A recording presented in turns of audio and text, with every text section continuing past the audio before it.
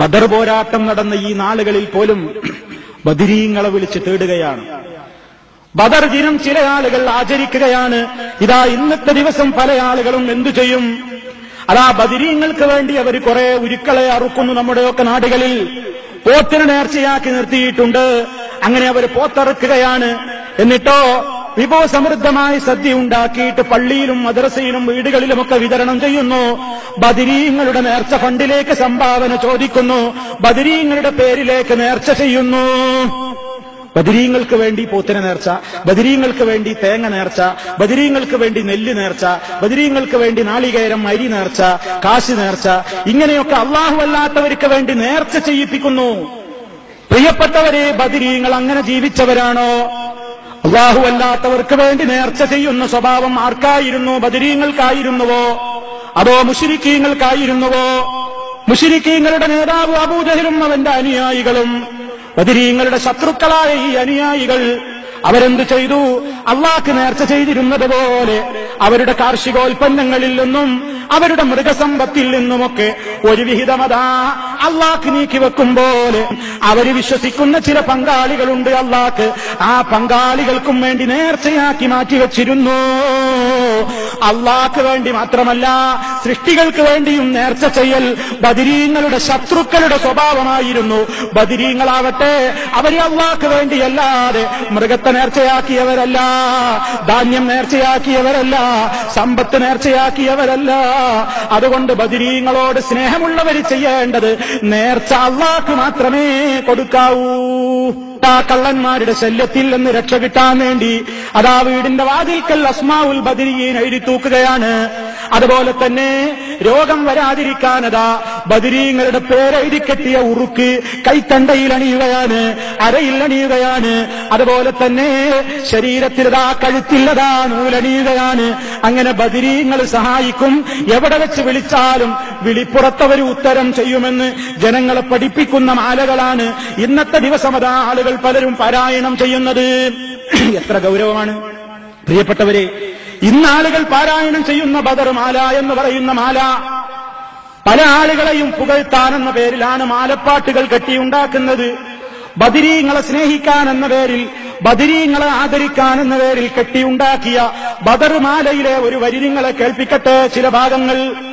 തിരപ്പെട്ട എല്ലാ ബലാലും മുസീബത്തും തെരിയാടുക്കുന്ന നേരത്തിലൊക്കെയും ബിരുദർ സഹാബികൾ പേര് പറഞ്ഞാലും ബിരുദത്തോടെ എഴുതി ചുമന്നാലും ഇരവും പകലും ഈ ഏതൊരു നേരത്തും എല്ലാ തലത്തിലും ഹാളിറാകുന്നവർ. ഈ ലോകത്ത് ദുന്യാവിൽ നീ ഏത് സ്ഥലത്ത് വെച്ച് ഇരവും പകലും ഏതൊരു നേരത്ത് ഏത് സ്ഥലത്ത് വെച്ച് യാ ബദരീ, ബദരീങ്ങളെ എന്ന് നീ വിളിച്ചാൽ ഹാളിറാകുന്നവർ, അവരവിടെ വിളിപ്പുറത്ത് ഹാജരാകുന്നതാണ്. പ്രിയപ്പെട്ട മുസ്ലിമെ, ചിന്തിക്ക്. ഇതൊരു ഗ്രൂപ്പിസം പറയല്ല, ഇതൊരു പാർട്ടി പക്ഷപാതിത്തല്ല. എന്റെ പ്രിയപ്പെട്ട സഹോദര, ഈ ശബ്ദം ശ്രവിക്കുന്ന എന്റെ പ്രിയപ്പെട്ട മുസ്ലിം സുഹൃത്തെ, ഇത് നമുക്ക് ചേർന്ന വിശ്വാസമാണോ? ഇത് നമുക്ക് ചേർന്ന വിശ്വാസമാണോ? വിളിച്ചാൽ വിളിപ്പുറത്ത് ബദരീങ്ങൾ എത്തിച്ചേരും നമ്മെ സഹായിക്കാനെന്ന് പറഞ്ഞാൽ ഏത് പ്രശ്നം നിനക്കുണ്ടോ നീ അവരെ പേര് വിളിച്ചാൽ മതി. എല്ലാ തലത്തിലും ഹാളിറാകുന്നവർ, എല്ലാ സ്ഥലത്തും അവർ ഹാളിറാകും. ഒരു പ്രശ്നത്തിനും പിന്നെ അള്ളാനെ വിളിക്കേണ്ടയില്ലല്ലോ. മറ്റൊരു പറഞ്ഞു കൊടുക്കും ചെയ്തില്ലേ, KSRTCയും സൂപ്പർ സ്റ്റാർ ബെൻസ് കാറും. ഉദാഹരണല്ലേ ജനങ്ങളുടെ മനസ്സിലുള്ളത്. എനി നോക്കൂ, അള്ളാന്റെ റസൂൽ നേരത്തെ ദുആ ചെയ്ത ദുആ നിങ്ങൾ കേട്ടില്ലേ? ബദരീങ്ങൾക്ക് വേണ്ടി അള്ളാന്റെ റസൂൽ എന്താ തേടിയത്? പടച്ചവനെ, പാവങ്ങളാണ്, വിശക്കുന്ന ബദരീങ്ങളാണ്, നീ ഭക്ഷണം കൊടുക്കണം. പടച്ചവനെ, യഥാർത്ഥമായ നിലക്ക് വസ്ത്രം ധരിക്കാൻ കഴിവില്ലാത്തവരാണ്, നീ വസ്ത്രം നൽകണം. ചെരുപ്പണിയാൻ കഴിവില്ലാത്ത ദരിദ്രരാണ്, നീ സഹായിക്കണേ എന്ന് ദുആ ചെയ്ത ബദരീങ്ങളാണ്. ആ ബദരീങ്ങളെപ്പറ്റി ഇനി എന്താ വിശ്വാസം?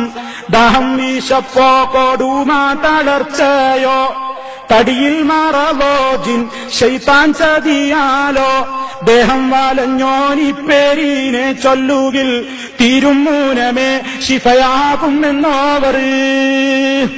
ബദരീങ്ങളെ വിളിച്ചാൽ എന്ത് ദാഹമുണ്ടോ, വിശപ്പുണ്ടോ, കൊടുമയുള്ള തളർച്ചയുണ്ടോ, തടിയിൽ രോഗമുണ്ടോ, ജിന്നിന്റെയും ശൈത്താന്റെയും ചതിയുണ്ടോ, ഏതെങ്കിലും കാരണത്താൽ ദേഹം വലഞ്ഞവൻ ഈ പേരിനെ ചൊല്ലുകിൽ ബദരീങ്ങളെ എന്ന് വിളിച്ചാൽ മതി, തീരും മുനം മുമ്പേ ശിഫയാകുമെന്തോ ശിഫ കൊടുക്കും.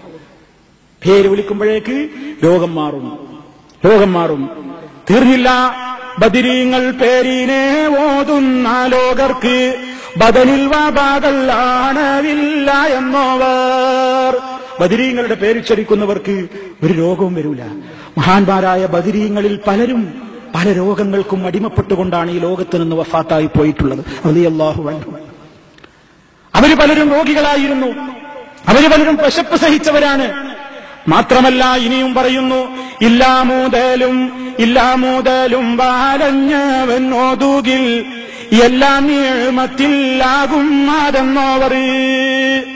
മുതലില്ലാതെ നിങ്ങൾ കഷ്ടപ്പെടുന്നുണ്ടോ? ബദരീങ്ങളെ പേരിങ്ങനെ വിളിച്ചാൽ മതി. അല്ലലി നീ ഗന്ധ കാടത്തിലാകപ്പെട്ടോർ അസ്മാവൂരത്താൽ കാടം വീടും എന്നോവർ. കടം കൊണ്ട് പ്രയാസപ്പെടുന്നുണ്ടോ നിങ്ങൾ? ബദരീങ്ങൾ അങ്ങനെ വിളിച്ചുകൊണ്ടിരുന്നാൽ മതി, നിങ്ങളെ കടം വീടും എന്നാണ്. പ്രിയപ്പെട്ടവരെ, ഇന്നത്തെ ദിവസം ചിലര് ബദരീങ്ങളോട് സ്നേഹമുണ്ട് എന്ന് പറയുന്ന ആളുകൾ മൃഷ്ടാന്നം ഭക്ഷണം കഴിച്ച് മൗലൂദ് എന്ന് പറഞ്ഞിട്ട് ബദർ മൗലൂദും ചൊല്ലിയിട്ട് ബദർമാല എന്നും പറഞ്ഞിട്ട് ചൊല്ലുന്ന മാലപ്പാട്ടിൽ ബദരീങ്ങളെ കുറിച്ചുള്ള വിശ്വാസാണ്. എന്ത് പ്രശ്നവും പ്രയാസവും ഉണ്ടെങ്കിൽ നീ അവരെ പെട്ടെന്ന് വിളിച്ചോ, യാ അഹ്ല ബദർ ശുഹദാ, ബദർ ശുഹദാക്കളെ, ബദരീങ്ങളെ. ഈ വിശ്വാസമാണ് നമ്മുടെ നാട്ടിൽ ആളുകളെ ആ വിളിക്ക് പ്രേരിപ്പിച്ചത്. അതാ പെട്ടെന്നതാ ഏത് പ്രശ്നത്തിലും ബദരീങ്ങളെ എന്റെ കുട്ടി, ബദരീങ്ങളെ എന്നെ സഹായിക്കണേ, ബദരീങ്ങളെ എന്നിങ്ങനെ ബദർ ശുഹദാക്കളെയും ബദരീങ്ങളെയും വിളിച്ചു തേടിക്കൊണ്ടിരിക്കുന്ന ഈ സ്നേഹം, പ്രിയപ്പെട്ടവരെ, ആ സ്നേഹം ശരിയായ സ്നേഹമല്ല. കാരണം ബദരീങ്ങൾ ഒരിക്കലും ഒരു സൃഷ്ടിയോടും പ്രാർത്ഥിച്ചിട്ടില്ല. ഒരു സൃഷ്ടിയോടും പ്രാർത്ഥിക്കരുതെന്ന് പഠിപ്പിക്കാനാണ് ബദരീങ്ങൾ പോരാടിയത്. സ്രഷ്ടാവിനോട് മാത്രമേ പ്രാർത്ഥിക്കാവൂ, സൃഷ്ടിയോട് പ്രാർത്ഥിച്ചുകൂടാ. മഹാന്മാരെ ആദരിക്കണം, ബഹുമാനിക്കണം, ഔലിയായിനെ സ്നേഹിക്കണം, മാതാപിതാക്കളെ ബഹുമാനിക്കണം, സ്നേഹിക്കണം. പക്ഷേ ഒരാൾ എത്ര വലിയ മഹാനായി ഉയർന്നാലും റബ്ബിന്റെ സ്ഥാനത്തോളം ഉയർത്തരുത്. അത് ഇസ്ലാമിന്റെ കണിശമായ നിയമമാണ്. നൂഹ് അലൈഹിസ്സലാമിന്റെ ജനതയ്ക്ക് പറ്റിപ്പോയത് അവിടെയാണ് കുഴപ്പം. അതുപോലെ തന്നെ പല ജനങ്ങൾക്കും പറ്റിപ്പോയ കുഴപ്പം അവിടെയാണ്. പല പഴച്ചുപോയ കക്ഷികൾക്കും പറ്റിപ്പോയ കുഴപ്പം അവിടെയാണ്. പലർക്കും പറ്റിപ്പോയ അബദ്ധം എന്താണ്? മഹാന്മാരായ ആളുകളെ സ്നേഹിക്കേണ്ടതിന്റെ അപ്പുറത്തേക്ക് അതാ അള്ള നിരോധിച്ചിട്ടുള്ള പാതയിലൂടെ അള്ള നിഷേധിച്ചിട്ടുള്ള കാര്യങ്ങൾ അവരിലോട് ചോദിച്ചുകൊണ്ട് അതാ അവരെ സ്നേഹിക്കാനും ആദരിക്കാനും തുടങ്ങുന്നു. ഇന്നലെ ഒരു സഹോദരൻ എന്നോട് ചോദിച്ചു ഒരു സ്ഥലത്തുനിന്ന്, അല്ല അപ്പൊ ബദരീങ്ങൾക്ക് വേണ്ടി ഇപ്പൊ നമ്മൾ നേർച്ചയൊന്നും വേണ്ടാന്ന് പറഞ്ഞു, ബദരീങ്ങൾക്ക് വേണ്ടി നമുക്ക് യാസീൻ ഓതിക്കൂടെ?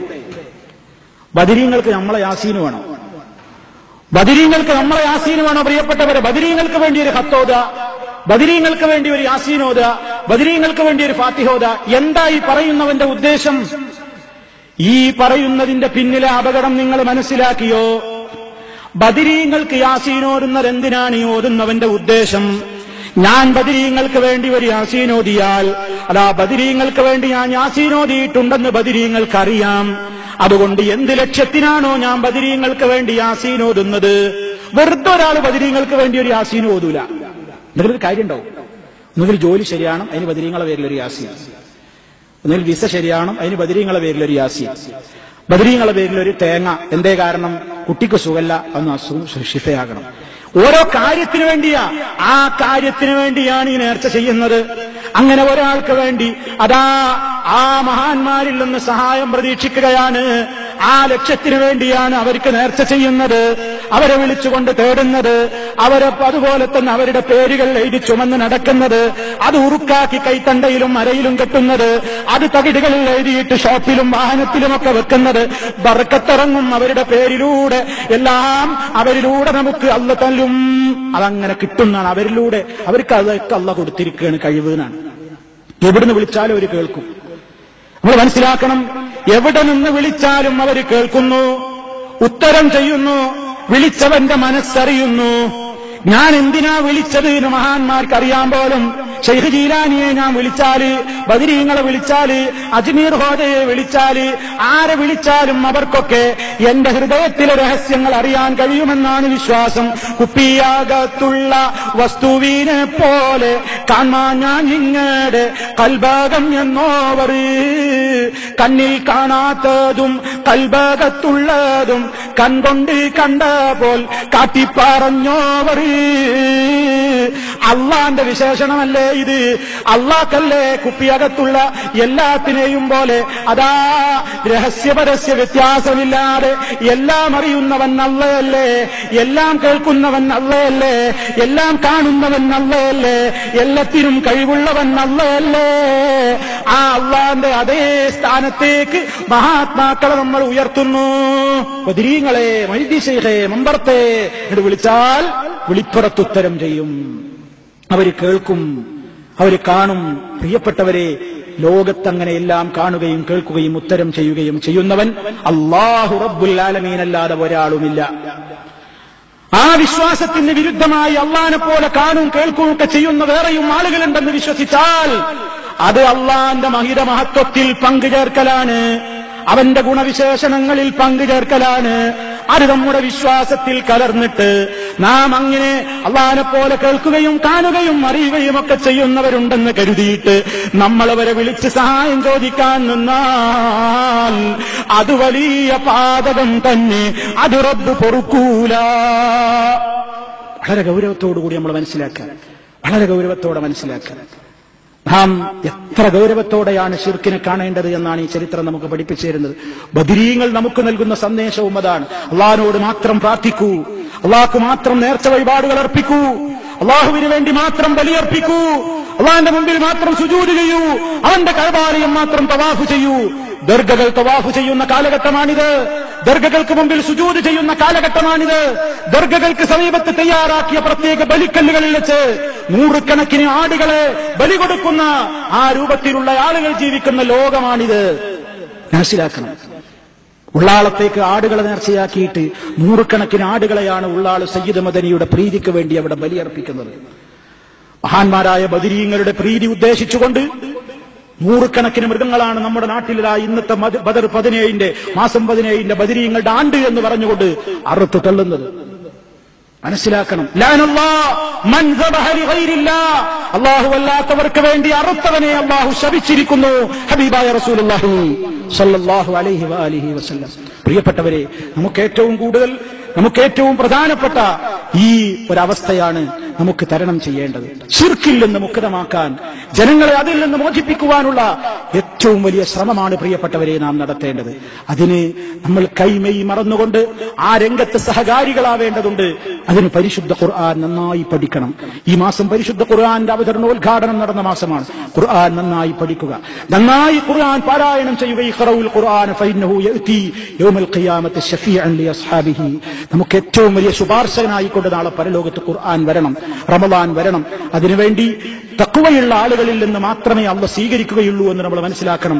എല്ലാ ദോഷങ്ങളിൽ നിന്നും മനസ്സിനെ ശുദ്ധമാക്കിക്കൊണ്ട് നാം നമ്മുടെ ജീവിതത്തെ ക്രമീകരിക്കുക, എങ്കിൽ നമുക്ക് വിജയമുണ്ടാകും.